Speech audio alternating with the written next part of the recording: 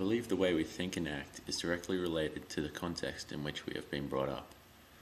Our surrounding influences during times of hardship and even moments of enjoyment shape our thought process in future situations.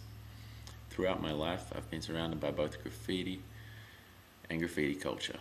Constantly, throughout my childhood, it was an obvious feature of the areas I grew up in, but it wasn't until I was around 15 that I had my first marker in my hand. It was a means to express myself, and a way of postponing any hardships in life. It was an escape in every way possible. Even though I've been into it for a few years now, I've never considered myself a writer. There was a while when I would bomb, but it was never really constant. Because of this, I eventually decided that I would only produce full pieces. Even though it is still on and off to this day, I do see a strong influence from it in many other parts of my life. It is still a big feature in a lot of music I connect with, though more so it's a huge influence on me as a designer. The reason I was accepted into graphic design, for instance, in university, is because of the graffiti-inspired artworks I was producing at the time.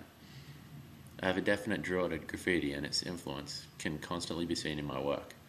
I believe that my best pieces are those which reflect and play off of this influence, as these are the ones that come easiest to me and which I work my hardest on. In these moments, I truly love what I do, and know for a fact that it stems from surrounding influences throughout my life. Of my 3.5 years in college, I've produced many designs that in some way were influenced by graffiti. However, there was one that really stands out to me.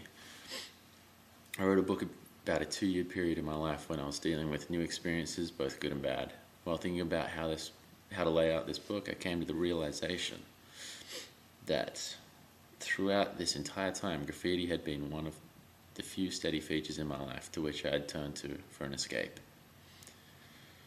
Due to this, all of the visuals surrounding my written experiences related and played off of graffiti-inspired imagery.